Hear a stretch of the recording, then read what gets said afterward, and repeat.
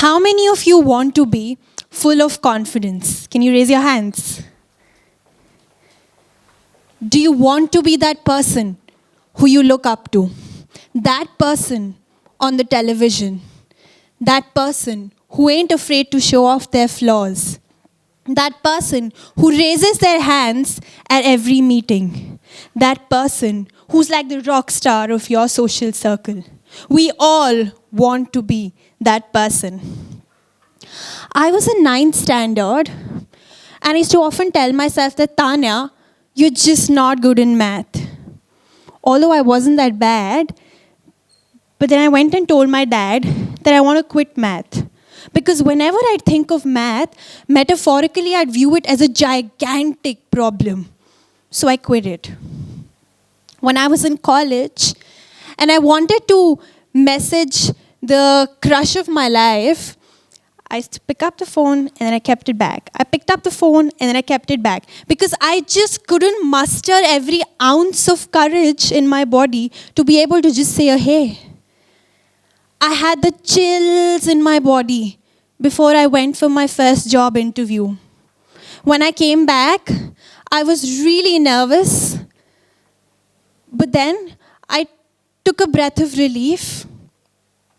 And then when my result came and I looked at the email list, I looked at it from top to bottom, then from bottom to top, and my name wasn't there, to my surprise. I wasn't confident enough to apply to any other job for the coming days. Heart pounding, sweaty palms, dizzy head. This is what lack of self-confidence feels like.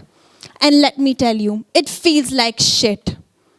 It is that feeling when you feel that you're just not good enough to do it, to do anything. And if I completely reverse this statement, self-confidence is when you feel that you're good enough to do almost anything. And with anything, I do not mean that you feel that you can become the president of the country tomorrow. With anything, I mean something that is within your reach and something that is absolutely achievable. Ever heard that phrase that you don't need to be high if you're high on life? Self-confidence is like that adrenaline that you need to be high on life. Now, before I tell you how we as a society can be more self-confident, you should know that what is it that you're missing out on by not being self-confident. You're missing out on cracking that entrance exam, on getting that job, on getting that promotion, on finding the right partner, or starting your company, or even meeting somebody who you've been completely dying to meet. Most of our life, our success and our victories depend on having self-confidence. And you know what? Self-confidence has a very important component to it. A very important word. And you know what that is? That is the word self. Your confidence depends on yourself and not others. I repeat, your confidence depends on yourself and not others. Now, there are two lessons that I have learned in my life.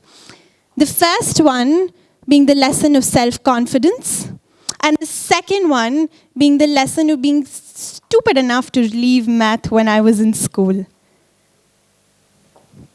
Today, as I stand here, I want to share my 2 cents on how you can become more self-confident. And let me tell you, these are not the things that you would have heard before, probably, or may have people tell you frequently about. I vividly remember when I was in school, I used to get pocket money. So I used to go to my grandmother and I'd ask her that, I have to go out, can I get some money? She'd take out an INR 100 or a 500 rupee note and she'd give it to me. I'd take that and then I look at her if I could get some more money, and then I'd get that gaze and I knew that it was time to shut up and move on. So I'd happily take that note, I'd fold it twice, and I'd put it in my brown sling bag. And I'd be happy. And there were some days when I found notes from really unexpected places, and that was the luckiest day for me. Now, this is not just about money, but this is about also taking care of your own needs and requirements. Because today, when I handle my own finances, I feel really empowered. Let me explain this. Now, for instance, if you have a project to do, so what do? You make a to-do list, you get the job done, and once you've done it, you don't really seek someone's help for it. So you be your own knight in shining armor, and you don't really have to depend on yourself. So the first way in which you can build self-confidence is by taking care of your own finances, needs, and requirements. Don't be dependent, be independent. I've spent a lot of time working with students, and I've had the privilege of working with them from all over the world over the last 2 years. And it was one Monday afternoon when I was sitting and pardon me for my bad throat. It's just the aftermath of the Diwali pollution. So I was sitting on this one Monday afternoon, trying to reach out for my smartphone, like we all do several times a day. When I got hold of my smartphone, I clicked on the green WhatsApp icon. I opened it, and there was a long message that was flashing there. That message in the beginning somewhat read like, "Thank you, I've got my first job because of Eat My News." It was a long message that was filled with a lot of gratitude. And I was really overjoyed to read it because I felt that I could add some small value to someone's life. I could contribute to someone's success in a very small way. When you help other ladies and gentlemen, your own self-worth increases. And this is also backed by science. There are 3 hormones which are really responsible for happiness in our body. And for ease of understanding, the first one is dopamine. Dopamine is responsible for motivation, and it's responsible for arousal. The second one is serotonin.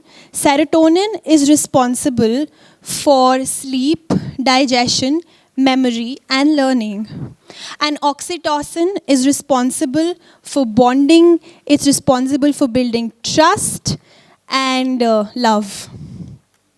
So together, these 3 hormones are called the happiness trifecta. So to be able to release these 3 hormones together, you have to help someone. And how can you help someone? It can be something really simple. You open the door for somebody. You help somebody change their tire. You lend somebody your money, or you lend somebody your time. Because when you do this, internally, your own self-worth in your own eyes increases, which helps you to be more self-confident. By being helpful, ladies and gentlemen, you're actually helping yourself. Now I'm going to tell you the third way. And this story is one of my favorite stories.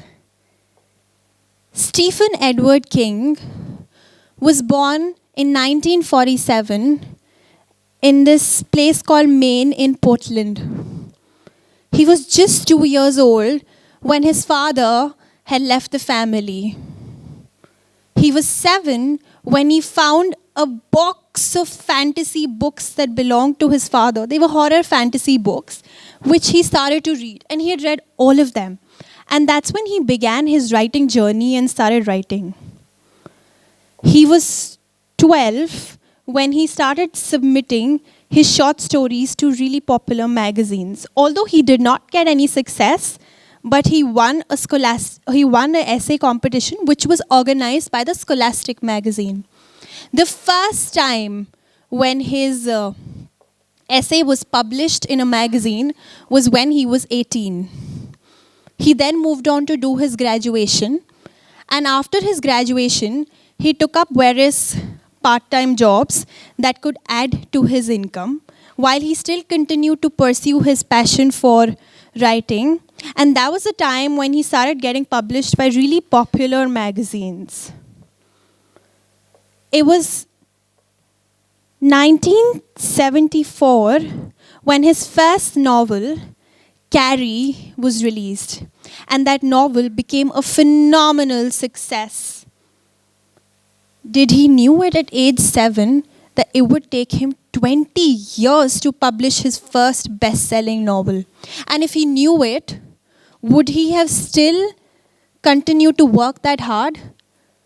So what is it that takes people to continue to persevere and work hard when they don't know that when they will get a concrete success? I want you to hold on to that thought for a moment. Let's say you have to go from a point A to a point B, and you don't know how to get there. So what you do is you set closer points.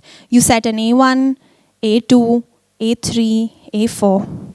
Then you work towards reaching an A1. And when you get there, you'll have a small sense of accomplishment that you've got.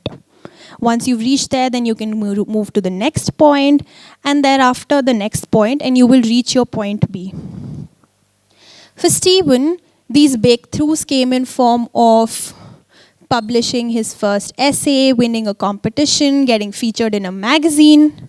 I'm not saying that you have to wait for that long to be able to be successful or, have those milestones in those many years. What I'm saying is that you need to set those smaller goals for yourself.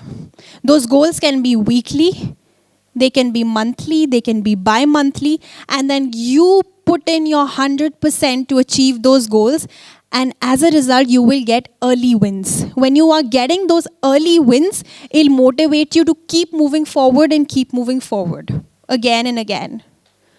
So there are 3 ways in which you can build self-confidence: by being independent, by being helpful, and by creating early wins for yourself. Today, as I stand here, I remember being that girl in the beginning who lacked self-confidence. I remember being that shy, timid, and insecure girl. But I don't remember not trying to change that. I've somewhat reached there, but there's still a long way to go. And I'm still a work in progress. So tomorrow, even if you forget all of these 3 points that I've told you in this talk, you just need to close your eyes and remember that your self-confidence depends on you and not others. Your self-confidence depends on you and not others. And when you decide that you want to be that person, no force or energy in this world can take that away from you.